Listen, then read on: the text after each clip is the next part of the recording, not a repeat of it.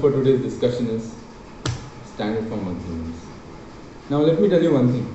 Standard form agreements are very important to the flat purchaser. All those people who have bought flats in Maharashtra should look at this video. Standard form agreements are so important that the flat purchaser would never realize when he has been duped by the builder.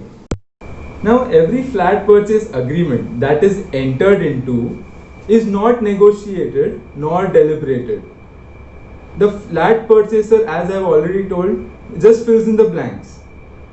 But the liabilities under the MOFA have always, time and again, been tried to evade by the builder developer.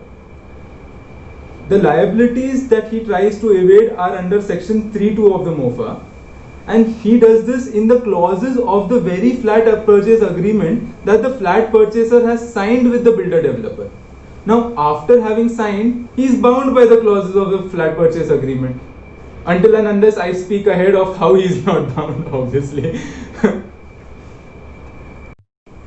So the liabilities in the flat purchase agreement and the MOFA are towards title, conveyance, structure of the property, and the formation of the cooperative housing society. I will touch upon all these 4 points and illustrate to you how the promoter tries and evades these responsibilities under section 3.2 of the MOFA. Firstly, I'll come to, let's say, title. So, title of the property, the promoter in the flat purchase agreement at many times has stated in the clauses of the agreement that when the flat purchaser had come to inspect such property, such flat, the flat purchaser had already inspected all the certificates pertaining to title. All the documents pertaining to the title over the land on which the building was constructed was inspected by the flat purchaser at the time the flat purchaser had inspected such flat. So which means now the onus of proof of proving whether the flat purchaser had seen all these title documents or not is now upon the flat purchaser. The builder promoter tries to evade such responsibility even in case of the occupation certificate or the sanctioned plans of the building that are to be approved by the promoter developer. Now what the promoter developer again does is that in one of the clauses of the flat purchase agreement, the builder developer will incorporate that the flat purchaser while inspection of the flat had also seen all documents relating to sanctioned plans and the OC also. Not knowing this, the flat purchaser signs into the agreement. Now, having gone in possession of the flat, what the flat purchaser now does is, he says that my building, my flat doesn't have an occupation certificate, which is very important for you to stay in that building, that flat. By the term it suggests, it is an occupation certificate. It is a certifying document of the local authority, in case of Mumbai, the Mumbai Municipal Corporation, that you are authorized to live in such structure. That is why it is called the occupation certificate. So what the promoter does is, all documents relating to sanctioned plans have been inspected by the flat purchaser at the time of inspection of flat. Now having entered into this agreement, again the flat purchaser is duped in that case. Now let me give you an illustration. It was very recently that the flat purchaser entered into this flat purchase agreement. He came into possession of the flat and then realized that the flat and the building structure that he is living in doesn't have an occupation certificate. So what he does is, he calls the builder and says that I don't have an occupation certificate for this building, you have duped me. The builder says it's in your clause of the agreement that you have agreed that you have seen all the sanction plans. Now what does the flat purchaser do? Let us come to the third point. Now there is a certain floor space index upon which the building has been constructed. I am sure there are many videos on YouTube which suggest to you what a floor space index is. Also, I'll also touch upon the formation of the cooperative housing society and conveyance with this floor space index. Now the builder developer may take a large property. He may construct over a large property, and on this large property there will be a small piece of land on which your building Harmony Cooperative Housing Society is constructed. Now after having constructed the small building on the larger plot, the promoter in one of the clauses of your agreement will write, as I have mentioned, he will write that you have inspected all documents relating to title.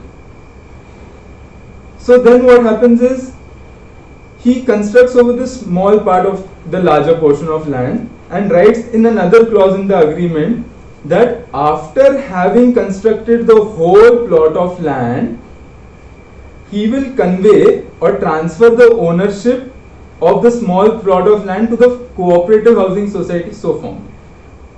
Now in this case, it means that after the larger property has been constructed,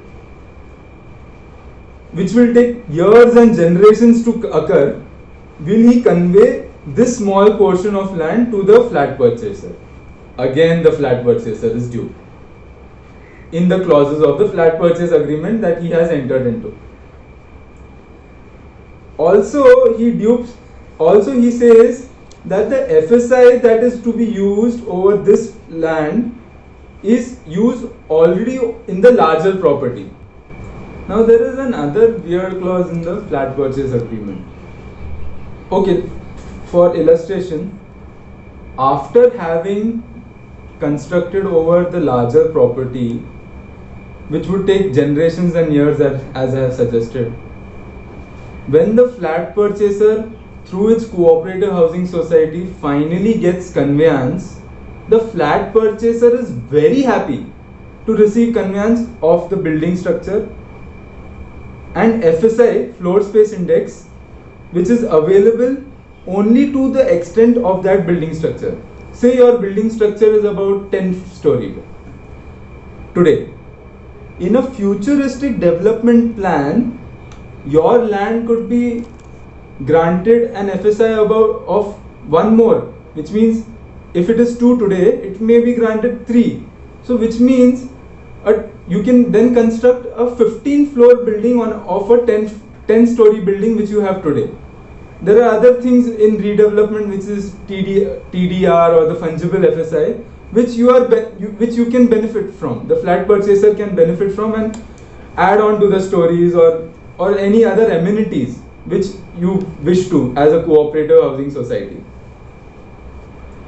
But when in this illustration, the building structure has already been constructed over the larger properties and your smaller piece of land, then the flat purchaser through its cooperative housing society is happy to receive the conveyance only to the building structure, and he waives off all the rights which the cooperative housing society may have available with respect to the futuristic FSI which the cooperative housing society can make itself available of. Now in the agreement, it is written, in any agreement, flat purchase agreement, it is written that any additional FSI which is over and above your present FSI is the property of the developer. The basic idea of land is all the benefits that arise out of land is transferable with the land until and unless specified. Now in this case, the builder developer has specified that portion of the FSI which today is not developed over is the property of the builder developer. So which means in case you want to go for redevelopment, you cannot use that property, that FSI index. So you will never be encouraged to go to redevelopment. Now, if you are not encouraged to go for redevelopment, then through the years, there is no urban development in the Mumbai, in the city you live in. If there is no urban development in the city you live in, it does not fulfill the conscience of the Maharashtra Ownership Flat Act, which was enacted to encourage mass housing schemes because of the scarcity of land available in Mumbai. The MOFA, as I have said, is an act which was formulated in the year 1963. Its rules were formulated in the year 1964. It is an old act. Now, the political stronghold has at many times tried to amend the act in favor of the builder promoter group. Okay, but the judiciary many a times has deprived this strong political stronghold and struck between this political stronghold. Now there are three groups of cases which I need to discuss so that this whole concept becomes clear.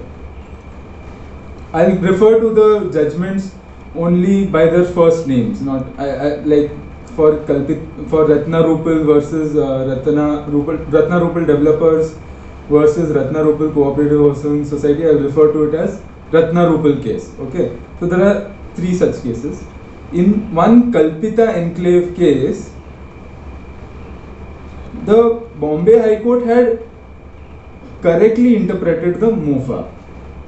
As I earlier said, that in the flat purchase agreement, the builder developer tries to take the additional FSI which is over and above the constructed building.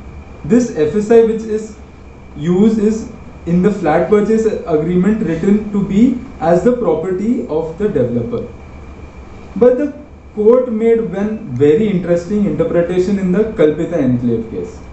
In section 7 of the MOFA, it is written that any additional structure of what is mentioned in the flat purchase agreement has to be taken consent of by the flat purchaser.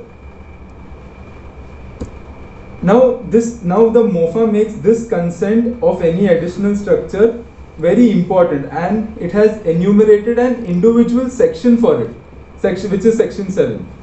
So if in the flat purchase agreement you are shown wing A and wing B, and there is a FSI which has not been utilized, and with that FSI there can be constructed a wing C, then that wing C cannot be used by the developer to create an additional construction after the sanction of wing A and wing B only have been showed to the flat purchaser and consent to that extent has been taken.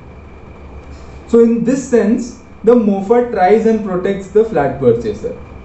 So in this case, what had happened is the builder developer was arbitrarily on his own way was trying to construct, say, a wing C over the already approved sanction wing A and wing B, which is consented over by the flat purchaser in the flat purchase agreement. So the court said nothing doing. Wing C cannot be constructed because the MOFA, the Maharashtra Ownership of Flat Act, doesn't recommend so in its statute. But then the political stronghold amended the MOFA. There came a section 7A. Now this section 7A is very interesting. It is more interesting than the whole discussion I have made here. Section 7A says that if FSI is available over and above what is constructed on that piece of land, then this FSI is a FSI which is not utilized by the developer. Now in that section 7A, it said that this section 7A will be retrospectively effective, and as it is retrospectively effective, it will have effect from when the statute was enacted, and it was an explanation of section 7. Section 7A said that if FSI or any additional construction can be developed over that land, and that land still has unutilized capacity to fulfill such FSI requirement, then towards the whims and fancies of the developer can construct over this piece of land using that FSI which has not been utilized. So this was the political stronghold that tried to deprive the flat purchaser for the interest of the developer promoter. But the court again in a Jayanti Lal investment case, which is pertaining to MOFA, which you may look upon, mentioned that nothing doing if additional, it interpreted the MOFA, it said nothing doing if the flat purchase agreement has a certain clause and plan has not been sanctioned and approved by the municipal corporation at that time, then the developer cannot construct over and above that sanctioned plan, because that plan is not even sanctioned, neither consent has been taken off from the flat purchaser. The amendment said that to encourage mass housing schemes, you cannot place the interpretation of the Kalpita case, because then it discourages mass housing schemes from being developed, and and in a city like Mumbai where there is a lot of scarcity of housing, it discourages people from availing the benefits of taking a flat and being owners of it. But the court said that such mass housing schemes can be availed and be initiated even by the cooperative housing society. So in another Ratna Rupal case, what the court interpreted was that such clauses, if are incorporated in the flat purchase agreement, these clauses are invalid to that extent of the construction that is to be constructed. Because consent which is taken of the flat purchaser is limited only to wings A and B. So the court said very interestingly that if consent is till A and B, wing A and B, then construction will be limited to A and B, wing A and B only. There cannot be a construction of C. If FSI so is available, then at any point of time, if the cooperative housing society wants to go into redevelopment, then the cooperative housing, it is the property of the cooperative housing society which had not been properly taken consent of from the flat purchaser, then this cooperative housing society which has then been formed can utilize any additional FSI, fungible FSI, which is then available over that piece of land. So the court said this amendment which is carried out to deprive the rights of the flat purchaser, on the other hand, is encouraging the flat purchaser through its cooperative housing society to build mass housing schemes. Let me tell you, even though after this whole discussion about standard form agreements, I should tell you standard form agreements are very important in a developing economy. Imagine this situation.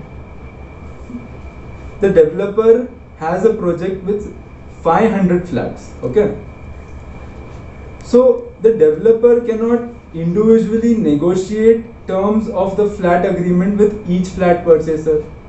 That will consume a lot of time and it will be a very expensive process, because he has to then employ a manpower to formulate that process.